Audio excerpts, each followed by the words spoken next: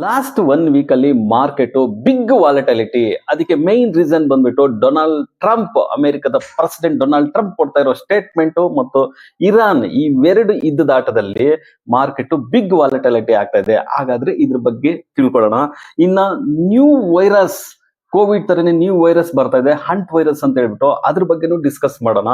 ಇನ್ನ ರುಪಿ ಆಗ್ಲಿ, crude oil ಆಗ್ಲಿ, FIS ಆಕ್ಟಿವಿಟಿ ಯಾವ ತರ ನಡೀತಾ ಇದೆ, ಇನ್ನು ಗೋಲ್ಡ್ ಅಂಡ್ ಸಿಲ್ವರ್ ಯಾವ ತರ ಮೂವ್ಮೆಂಟ್ಸ್ ಆಗ್ತಾ ಇದೆ, ಇನ್ನ ರಿಸಲ್ಟ್ಸ್ ಇಲ್ಲಿವರೆಗೂ ಯಾವ ರಿಸಲ್ಟ್ಸ್ ಔಟ್ ಆಗಿದಾವೆ, ಯಾವ ತರ ರಿಸಲ್ಟ್ಸ್ ಕೊಟ್ಟಿದೆ, ಇನ್ ಮುಂದೆ ಯಾವ ರಿಸಲ್ಟ್ಸ್ ಇರ್ತವೆ, ಅದ್ರ ಇಂಪ್ಯಾಕ್ಟ್ ಯಾವ ತರ ಇರುತ್ತೆ ಮತ್ತು ಅರ್ನಿಂಗ್ಸ್ ಯಾವ ತರ ಇರುತ್ತೆ ಅಂತ ನೋಡೋಣ.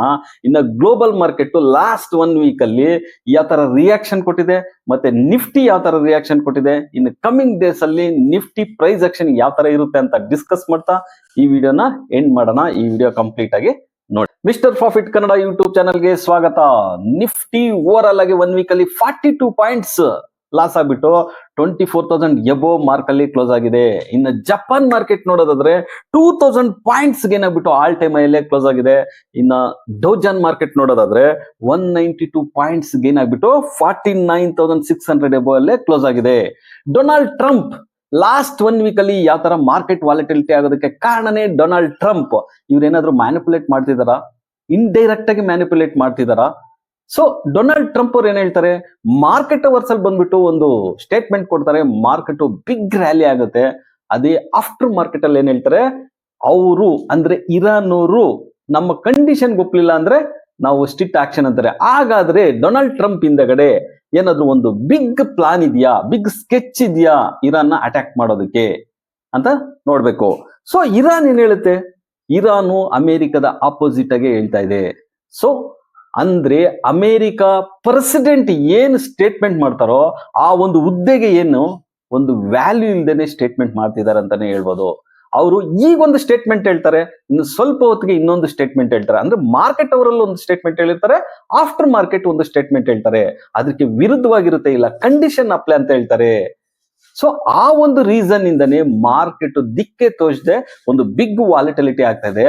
ಆದ್ರೆ ಆಸ್ ಪರ್ ಡೇಟಾ ಏನ್ ಹೇಳುತ್ತಂದ್ರೆ, ಯಾವಾಗ ಕ್ರೂಡ್ ಆಯಿಲ್ $920 ಮಿಲಿಯನ್ ಅಷ್ಟು ಒಂದು ಸೆಲ್ ಆಫ್ ಮಾಡ್ಬಿಟ್ಟು 12% ಫಾಲ್ ಆದ್ಮೇಲೆ ಒಂದು ಬಿಗ್ ಬೈಯಿಂಗ್ ಆಕ್ಟಿವಿಟಿ ನಡೀತಿದೆ ಅಂತ ಗೊತ್ತಾದ್ಮೇಲೆ ಡೊನಾಲ್ಡ್ ಟ್ರಂಪ್ ಒಂದು ಗ್ಯಾಂಗ್ ಏನಿದೆ ಅವರೆಲ್ಲ ಏನಾದ್ರೂ ಇಂಡೈರೆಕ್ಟ್ ಆಗಿ ಮಾರ್ಕೆಟ್ ಅಲ್ಲಿ ಇನ್ವಾಲ್ವ್ಮೆಂಟ್ ಆಗ್ಬಿಟ್ಟು ದುಡ್ಡು ಮಾಡ್ತಿದಾರಾ ಅನ್ನೋದೇ ಒಂದು ಬಿಗ್ ಕ್ವಶನ್ ಮಾರ್ಕ್ ಅಂತಾನೆ ಹೇಳ್ಬೋದು.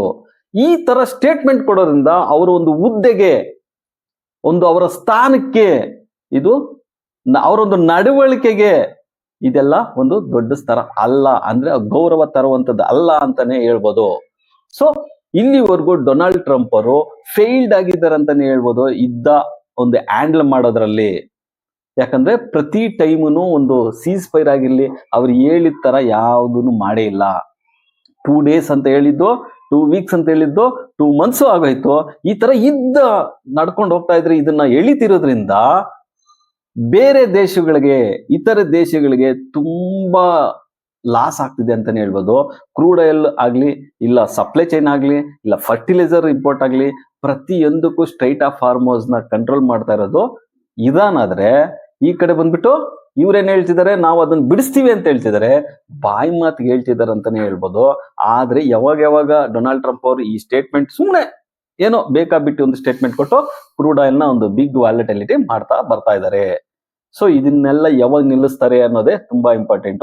ಈ ಒಂದು ಯುದ್ಧ ತುಂಬಾ ದಿವಸಗಳು ನಡ್ಕೊಂಡು ಹೋಗ್ತಾ ಇರೋದ್ರಿಂದ ಬೇರೆ ಪ್ರಪಂಚದ ಇತರೆ ದೇಶಗಳಿಗೆ ನರಳ್ತಿದ್ದಾರೆ. ಒಂದು ಪೆಟ್ರೋಲ್ ಆಗಿರ್ಬೋದು, ಇಲ್ಲ LPG ಆಗಿರ್ಬೋದು, ಇಲ್ಲ ಫರ್ಟಿಲೈಸರ್ ಸಪ್ಲೈ ಚೈನ್, ಇದೆಲ್ಲ ಇದರಿಂದನೂ ನರಳ್ತಿದ್ದಾರೆ ಅಂತಾನೆ ಹೇಳ್ಬೋದು.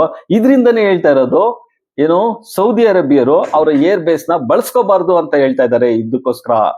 ಸೊ ಇದು ಒಂದು ದೊಡ್ಡ ಹಿನ್ನಡೆ ಆಗಿದೆ ಡೊನಾಲ್ಡ್ ಟ್ರಂಪ್ ಅಂತಾನೆ ಹೇಳ್ಬೋದು. ಇನ್ನ ಹೊಸ ವೈರಸ್, ಹಂಟ್ ವೈರಸ್ ಅಂತ ಹೇಳ್ಬಿಟ್ಟು ಹೊಸ ವೈರಸ್ ಬರ್ತಾ ಇದೆ. ಈ ವೈರಸ್ ಇಂದನೂ ಏನಾದ್ರೂ ಮಾರ್ಕೆಟ್ ಫಾಲ್ ಆಯ್ತಾ? ಇಲ್ಲ, ಇನ್ನು ಪ್ರೆಸೆಂಟ್ಗೆ ಅದು ಬೆಳಕಿಗೆ ಬಂದಿದೆ. WHO ಹೇಳ್ತಾ ಇರೋದೇನೋ ಇದು ಒಂದು ಕೋವಿಡ್ ತರ ಪರಿಣಾಮಕಾರಿಯಾಗಿರುತ್ತೆ ಅಂತ ಹೇಳ್ತಾ ಇದಾರೆ, ಅಂದ್ರೆ ಎಫೆಕ್ಟ್ ಆಗಿರುತ್ತೆ ಅಂತ ಹೇಳ್ತಾರೆ. ಆದ್ರೆ ಇದು ಈ ವೈರಸ್ ಬರ್ತಾ ಇರೋದು ಇಲಿಗಳಿಂದ. ಸೊ ಎಲ್ಲೆಲ್ಲಿ ಇಲಿಗಳ ಒಂದು ಸಂಪರ್ಕ ಇದೆಯೋ, ಎಲ್ಲೆಲ್ಲಿ ನಮ್ಮ ಆಹಾರ ಧಾನ್ಯಗಳು ಇಲಿಗಳು ಓಡಾಡ್ತಿದಾವೋ ಅಲ್ಲಿ ಎಲ್ಲ ಬರೋ ಸಾಧ್ಯತೆ ಇದೆ ಅಂತ ಹೇಳ್ಬಿಟ್ಟು ಹೇಳ್ತಾ ಇದ್ದಾರೆ.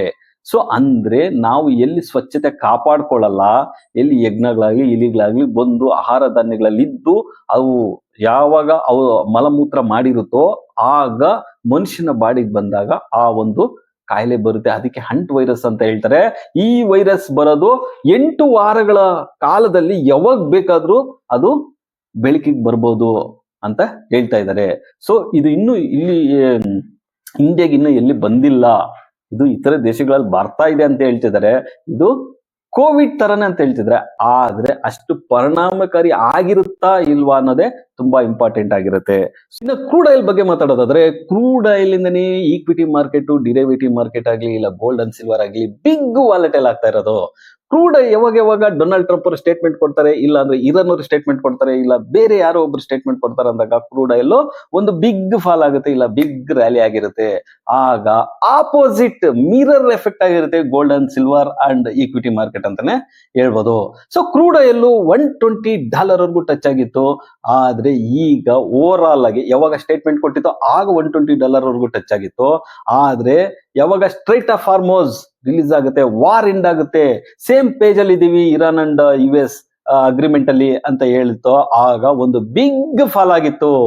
ಬಿಗ್ ಫಾಲ್ ಆಗಿದ್ದು ಮತ್ತೆ ರಿಕವರಿ ಆಗಿ ಸ್ಟಾರ್ಟ್ ಆಯ್ತು ಯಾವಾಗ ಆಫ್ಟರ್ ಮಾರ್ಕೆಟ್ ಅಲ್ಲಿ ಡೊನಾಲ್ಡ್ ಟ್ರಂಪ್ ಅವರು ಇನ್ನ ಅವರು ಅಗ್ರಿ ಆದ್ರೆ ಅಂತ ಹೇಳ್ಬಿಟ್ಟು ಒಂದು ಕಂಡೀಷನ್ ಅಪ್ಲೈ ಅಂತ ಹೇಳಿದಾಗ, ಸೊ ಓವರ್ ಆಲ್ ಆಗಿ ಈಗ ಬ್ರೆಂಟ್ ಕ್ರೂಡ್ ಬಂದ್ಬಿಟ್ಟು $100 ಪರ್ ಬ್ಯಾರಲ್ ಅಲ್ಲಿ ಇದೆ. ಸೊ ಇನ್ನ ರುಪಿ ನೋಡೋದಾದ್ರೆ ರುಪಿ ಸ್ವಲ್ಪ ರಿಕವರಿ ಆಗಿತ್ತು, ಆದ್ರೂ ಓವರ್ ಆಲ್ ಆಗಿ 94.64 ಮಾರ್ಕ್ ಅಲ್ಲಿ ಟ್ರೇಡ್ ಆಗ್ತಾ ಇದೆ. ರುಪಿ 95 ಮಾರ್ಕ್ ಅಲ್ಲಿ ಟ್ರೇಡ್ ಆಗ್ತಿತ್ತು, ಆದ್ರೆ ಸ್ವಲ್ಪ ಚೇತರಿಕೆ ಕಂಡಿದೆ. ಆದ್ರೂ it is not an good enough. ಯಾವಾಗ ಅದು 95 ಮಾರ್ಕ್ ಹೋಗುತ್ತೋ ಒಂದು ಈಕ್ವಿಟಿ ಮಾರ್ಕೆಟ್ ಅಲ್ಲಿ ಅದು ಪ್ರೆಷರ್ ಅನ್ನು ಉಂಟು ಮಾಡ್ತಿರುತ್ತೆ, ಈಕ್ವಿಟಿ ಮಾರ್ಕೆಟ್ ನ ಪುಷ್ ಮಾಡ್ತಿರುತ್ತೆ ಅಂತಾನೆ ಹೇಳ್ಬೋದು. ಇನ್ನು FIS ಬಗ್ಗೆ ಮಾತಾಡ್ಬೇಕಾದ್ರೆ, FIS ಓನ್ಲಿ May 4 ಮಾತ್ರ ಬೈಯಿಂಗ್ ಆಕ್ಟಿವಿಟಿ ನಡೆದಿದೆ. 2200+ ಕ್ರೋರ್ಸ್ ಅಷ್ಟು ಬೈ ಮಾಡಿದ್ದಾರೆ. ಬಿಟ್ರೆ ಇನ್ನು 3 days ಏನಿದೆ ಈ ಮಾರ್ಕೆಟ್ ವಾಲಿಟಿಲಿಟಿಲಿ ಅವರು ಸೆಲ್ಲಿಂಗ್ ಅನ್ನೋದು ಕಂಟಿನ್ಯೂಷನ್ ಮಾಡ್ತಾನೆ ಬಂದಿದ್ದಾರೆ. ಸೊ ನಾವು ಕಂಪೇರ್ ಮಾಡೋದು ನೋಡಿದ್ರೆ ಮಾರ್ಚ್ ಅಂಡ್ ಏಪ್ರಿಲ್ ಅಲ್ಲಿ ಆಲ್ಮೋಸ್ಟ್ 2 lakh crores ಅಷ್ಟು 2 ತಿಂಗಳಲ್ಲಿ FIS ಸೆಲ್ ಮಾಡಿದ್ದಾರೆ. ಅಂದ್ರೆ ಈ ಔಟ್ಫ್ಲೋ ಆಗಿದೆ ನಮ್ಮ ಇಂಡಿಯನ್ ಮಾರ್ಕೆಟ್ ಇಂದ. ಅದಕ್ಕೆ ಆಪೋಸಿಟ್ ಆಗಿ DAS ಏನ್ FIS ಔಟ್ಫ್ಲೋ ಆಗ್ತಿದೆ ಅದಕ್ಕಿಂತ ಹೆಚ್ಚಾಗಿ ಇನ್ಫ್ಲೋ ಆಗ್ತಾನೆ ಬರ್ತಾ ಇದೆ. ಅಂದ್ರೆ ಮ್ಯೂಚುವಲ್ ಫಂಡಿಂಗ್ ಅನ್ನೋದು it's strong in Indian market ಅಲ್ಲಿ ಅಂತಾನೆ ಹೇಳ್ಬೋದು. ಸೊ ಇನ್ನು ಗೋಲ್ಡ್ ಅಂಡ್ ಸಿಲ್ವರ್ ಬಗ್ಗೆ ಮಾತಾಡೋದಾದ್ರೆ, ಗೋಲ್ಡ್ ಯಾವಾಗ ಕ್ರೂಡ್ ಆಯಿಲ್ ಫಾಲ್ ಆಯ್ತು ಆಗ ಗೋಲ್ಡ್ ಮಿರರ್ ಎಫೆಕ್ಟ್ ಆಗ್ಬಿಟ್ಟು ರ್ಯಾಲಿ ಸ್ಟಾರ್ಟ್ ಆಯ್ತು. ಅಂದ್ರೆ $2,500 ಪರ್ ಅನ್ಸ್ ಇದ್ದಿದ್ದು ಈಗ $2,715 ಪರ್ ಅನ್ಸ್ ಅಷ್ಟು ರ್ಯಾಲಿ ಆಗಿದೆ. ಸೊ ಕಂಪೇರ್ ಟು ಈ ಒಂದು ಟೆಕ್ನಿಕಲ್ ಅನಾಲಿಸಿಸ್ ಪ್ರಕಾರ ಯಾವುದೇ ಒಂದು ಬ್ರೇಕ್ಔಟ್ ಆಗ್ಲಿ, ಇಲ್ಲ ಐದರ್ ಡೌನ್ ಸೈಡ್ ಆಗ್ಲಿ ಇಲ್ಲ ಅಪ್ ಸೈಡ್ ಆಗ್ಲಿ ಬ್ರೇಕ್ಔಟ್ ಅಂತ ಆಗಿಲ್ಲ. $4,900 ಪರ್ ಅನ್ಸ್ ಅದು ಒಂದು ರೆಸಿಸ್ಟೆನ್ಸ್ ಆಗಿ ಉಳ್ಕೊಂಡ್ಬಿಟ್ಟಿದೆ. ಇನ್ನ $4,400 ಪರ್ ಅನ್ಸ್ ಅದು ಸಪೋರ್ಟ್ ಆಗಿ ಉಳ್ಕೊಂಡ್ಬಿಟ್ಟಿದೆ. ಯಾವುದೇ ಒಂದು ಬಿಗ್ ನ್ಯೂಸ್ ಅಂತೂ ಬಂದಿಲ್ಲ. ಮೇನ್ ಇಂಪ್ಯಾಕ್ಟ್ ಆಗ್ತಾ ಇರೋದು ಕ್ರೂಡ್ ಆಯಿಲ್ ಮೂವ್ಮೆಂಟ್ ಮೇಲೆನೆ gold so up and down creation ಆಗ್ತಾ ಇದೆ ಅಷ್ಟೇ. ಸೊ ಯಾವುದು ಒಂದು ಪಾಸಿಟಿವ್ ಆಗ್ಲಿ ಇಲ್ಲ ಅದಕ್ಕೊಂದು ನೆಗೆಟಿವ್ ಆಗ್ಲಿ, ಬಿಗ್ ಫಾಲ್ ಆಗೋದಕ್ಕಾಗ್ಲಿ ಇಲ್ಲ ಬಿಗ್ ರ್ಯಾಲಿ ಆಗೋದಕ್ಕಾಗಿ ಒಂದು ದೊಡ್ಡ ನ್ಯೂಸ್ ಇಲ್ಲ ಅಂತಾನೆ ಹೇಳ್ಬೋದು. ಆದ್ರೆ ರುಪಿ ವೀಕ್ ಆಗ್ತಾ ಇರೋದ್ರಿಂದ ನಮ್ಮ ಇಂಡಿಯನ್ ಮಾರ್ಕೆಟ್ ಅಲ್ಲಿ ಗೋಲ್ಡ್ ಒಂದು ಸ್ಟೇಬಲ್ ಆಗಿ ಇದೆ ಅಂತಾನೆ ಹೇಳ್ಬೋದು. ಇನ್ನು ಸಿಲ್ವರ್ ಬಗ್ಗೆ ಮಾತಾಡೋದಾದ್ರೆ, ಲಾಸ್ಟ್ ಟೈಮ್ ನಾವು ಡಿಸ್ಕಸ್ ಮಾಡ್ದಂಗೆ $70 to $80 ಒಂದು ರೇಂಜ್ ಗೊಂಡೆ ಇದೆ. ಈಗ ಅಟ್ ಪ್ರೆಸೆಂಟ್ ಗೆ $80 ಪರ್ ಅನ್ಸ್ ಅಲ್ಲೇ ಇದೆ. ಯಾವಾಗ $80 ಪರ್ ಅನ್ಸ್ ಏನಿದೆ ಅದು ಬ್ರೇಕ್ಔಟ್ ಆದ್ರೆ ಅದು ಮೂವ್ಮೆಂಟ್ ಸ್ವಲ್ಪ ಜೋರಾಗಿರುತ್ತೆ, ವಾಲೆಟಲ್ ಜೋರಾಗಿರುತ್ತೆ ಅಂತಾನೆ ಹೇಳ್ಬೋದು. ಯಾವಾಗ ಎಗೈನ್ $80 ಬಿಲೋ ಬಂದಾಗ $70 ಇಸ್ ದ ಗುಡ್ ಸಪೋರ್ಟ್ ಅಂತಾನೆ ಹೇಳ್ಬೋದು. ಸೊ $80 ಒಂದು ರೀಚ್ ಆದಾಗ ಅದು ಬಿಗ್ ವಾಲೆಟೈಲ್ ಕ್ರಿಯೇಟ್ ಆಗಿ ಏನಾದ್ರು ಗುಡ್ ವಾಲ್ಯೂಮ್ ಬಂದು ಏನಾದ್ರು ಬ್ರೇಕ್ಔಟ್ ಆದ್ರೆ, ಒನ್ ಡೇ ಏನಾದ್ರು ಸ್ಟೇ ಆದ್ರೆ ಅದು $90 ಇಸ್ ದ ರೆಸಿಸ್ಟೆನ್ಸ್ ಅಂತಾನೆ ಕನ್ಸಿಡರ್ ಮಾಡ್ಬೋದು. ಇನ್ನ ರಿಸಲ್ಟ್ ಬಗ್ಗೆ ಮಾತಾಡೋದಾದ್ರೆ, ಲಾಸ್ಟ್ 1 ವೀಕ್ ಇಂದ ಆಲ್ಮೋಸ್ಟ್ 1 ಮಂತ್ ಇಂದ ರಿಸಲ್ಟ್ಸ್ ಪರ್ವ ಸ್ಟಾರ್ಟ್ ಆಗಿದೆ. ಒಳ್ಳೆ ನಂಬರ್ಸ್ ನ ಪೋಸ್ಟ್ ಮಾಡ್ತಾ ಇದಾವೆ ಅಂತಾನೆ ಹೇಳ್ಬೋದು. ಪ್ರತಿಯೊಂದು M&M ಇರ್ಬೋದು, ರಿಲಯನ್ಸ್ ಇರ್ಬೋದು, ಇನ್ಫೋಸಿಸ್ ಇರ್ಬೋದು, ಮೋತಿಲಾಲ್ ಇರ್ಬೋದು, ಎಲ್ಲ ಪ್ರತಿಯೊಂದನು ಒಳ್ಳೆ ನಂಬರ್ಸ್ ನ ಪೋಸ್ಟ್ ಮಾಡ್ತಾ ಇದಾವೆ. ಇನ್ನು ಕಮಿಂಗ್ ಡೇಸ್ ಅಲ್ಲೂ ಅಷ್ಟೇ ಡಿಕ್ಸನ್ ಟೆಕ್ನಾಲಜಿ, ಡಾಕ್ಟರ್ ರೆಡ್ಡಿ ಇರುತ್ತೆ, ಇನ್ನು ಟಾಟಾ ಪವರ್ ಇರುತ್ತೆ, ಭಾರತಿ ಏರ್ಟೆಲ್, ಇವೆಲ್ಲ ಮೇನ್ ಇಂಪಾರ್ಟೆಂಟ್ ರಿಸಲ್ಟ್ಸ್ ಇರುತ್ತೆ. ಈ ಅರ್ನಿಂಗ್ಸ್ ಗುಡ್ ಎಕ್ಸ್ಪೆಕ್ಟೇಷನ್ ಇದೆ. ಈ ಯಾವ ತರ ಈ ಡೆಲಿವರಿ ಮಾಡ್ತವೆ ನಂಬರ್ಸ್ ನ ಅನ್ನೋದೇ ಒಂದು ಇಂಪಾರ್ಟೆಂಟ್ ಆಗಿರುತ್ತೆ. ಸೊ ಅರ್ನಿಂಗ್ ವೈಸ್ ನೋಡೋದಾದ್ರೆ Indian market earnings is very good ಅಂತಾನೆ ಹೇಳ್ಬೋದು. ಸೊ ಇನ್ನು ಗ್ಲೋಬಲ್ ಮಾರ್ಕೆಟ್ ತಗೊಂಡಾಗ ಗ್ಲೋಬಲ್ ಮಾರ್ಕೆಟ್ ಅಲ್ಲಿ ಫಸ್ಟ್ ಜಪಾನ್ ಮಾರ್ಕೆಟ್ ಅಂತ ತಗೊಂಡಾಗ ಜಪಾನ್ ಮಾರ್ಕೆಟ್ ಅಂತೂ ಫುಲ್ ರ್ಯಾಲಿ ಆಲ್ ಟೈಮ್ ಅಲ್ಲೇ ಟ್ರೇಡ್ ಆಗ್ತಾ ಇದೆ. ಸೊ ಯಾವ ತರ ಅಂದ್ರೆ ಪರ್ ಡೇಗೆ 2000-3000 ಪಾಯಿಂಟ್ಸ್ ಎಲ್ಲ ಮೂವ್ ಆಗ್ತಾ ಇದೆ Japan market. It's A very strong holding ಅಂತಾನೆ ಹೇಳ್ಬೋದು.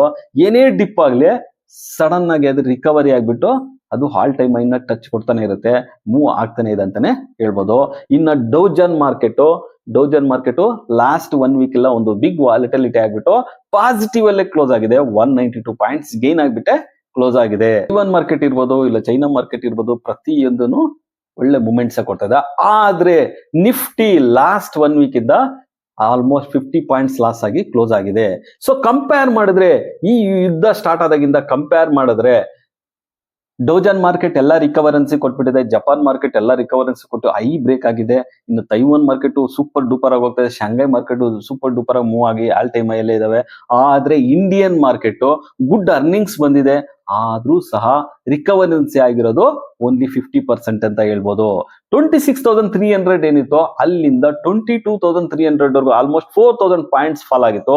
ಈಗ ಅಟ್ ಪ್ರೆಸೆಂಟ್ ಗೆ ಕವರೆನ್ಸ್ ಆಗಿರೋದು 2,000 ಪಾಯಿಂಟ್ಸ್ ಮಾತ್ರ. ಅರ್ನಿಂಗ್ಸ್ ಇಸ್ ಗುಡ್, ಆದ್ರೂ ನಮ್ಮ ಇಂಡಿಯನ್ ಮಾರ್ಕೆಟ್ ಅಲ್ಲೇ ಸ್ಟೇ ಆಗ್ತಾ ಇದೆ. ಅದಕ್ಕೆ ಮೇನ್ ರೀಸನ್ ಬಂದ್ಬಿಟ್ಟು ಒಂದು ಕ್ರೂಡ್ ಆಯಿಲ್ ಇರ್ಬೋದು, ನೆಕ್ಸ್ಟ್ ಬಂದ್ಬಿಟ್ಟು ರುಪಿ ಪ್ರೆಷರ್, ಇನ್ನೊಂದು ಬಂದ್ಬಿಟ್ಟು FIs ಕಂಟಿನ್ಯೂಸ್ ಆಗಿ ಸೆಲ್ ಮಾಡಿರೋದು. ಈ 3 ರೀಸನ್ ಇಂದನೇ ಇಂಡಿಯನ್ ಮಾರ್ಕೆಟ್ ಸ್ಟೇಬಲ್ ಆಗಿದೆ, ಅಂದ್ರೆ ಅಲ್ಲೇ ಸ್ಟೇ ಆಗೋಗ್ಬಿಟ್ಟಿದೆ. ರಿಕವರೆನ್ಸಿ ಬಿಗ್ ಮೂವ್ ಅಂತೂ ಕಾಣಿಸ್ತಾ ಇಲ್ಲ. ಇನ್ ಮುಂದೆ ನಮ್ಮ ಅರ್ನಿಂಗ್ಸ್ ಚೆನ್ನಾಗಿದಾವೆ, ಕ್ರೂಡ್ ಆಯಿಲ್ ಏನಾದ್ರು ಸ್ವಲ್ಪ ಡೌನ್ ಆದ್ರೂ ಇಂಡಿಯನ್ ಮಾರ್ಕೆಟ್ ಒಳ್ಳೆ ಪರ್ಫಾರ್ಮೆನ್ಸ್ ತೋರಿಸೋ ಚಾನ್ಸಸ್ ಜಾಸ್ತಿ ಇದೆ ಅಂತಾನೆ ಹೇಳ್ಬೋದು. ಸೊ ಈಗ ಅಟ್ ಪ್ರೆಸೆಂಟ್ ಗೆ ಪ್ರೈಸ್ ಆಕ್ಷನ್ ಪ್ರಕಾರ ಏನ್ ಹೇಳುತ್ತೆ, ನಿಫ್ಟಿ ಬಂದ್ಬಿಟ್ಟು 24,170 ಮಾರ್ಕ್ ಅಲ್ಲಿ ಕ್ಲೋಸ್ ಆಗಿದೆ. ಬಿಲೋ 24,000 ಇದ್ರೆ ಅದು ಸೆಲ್ಲಿಂಗ್ ಪ್ರೆಷರ್ ಕಂಟಿನ್ಯೂ ಆಗುತ್ತೆ. ಅದಕ್ಕೆ ಮೇನ್ ಸಪೋರ್ಟಿವ್ ಏನೇನಿರುತ್ತೆ, ಸೆಲ್ಲಿಂಗ್ ಪ್ರೆಷರ್ ಕಂಟಿನ್ಯೂ ಆಗೋದಕ್ಕೆ ಕ್ರೂಡ್ ಆಯಿಲ್ ಮತ್ತು ರುಪಿ ವೀಕ್ ಆಗೋದಿರುತ್ತೆ. ಅವೆರಡು ಏನಾದ್ರೂ ರಿವರ್ಸಲ್ ಏನಾದ್ರೂ ಮೂವ್ ಆದ್ರೆ ಆಗ ಏನಾಗುತ್ತೆ ಅಂದ್ರೆ 24,000 ಎಬೋ ಇದ್ದು ಅದೇನೋ 24,400 ಎಬೋ ಹೋದ್ರೆ ಆಗ ಗುಡ್ ಮೂವ್ ಕಾಣುತ್ತೆ. 24,900 ವರ್ಗೂ ಮೂವ್ಮೆಂಟ್ ಕಾಣೋ ಸಾಧ್ಯತೆ ಹೆಚ್ಚಾಗಿರುತ್ತೆ ಅಂತಾನೆ ಹೇಳ್ಬೋದು.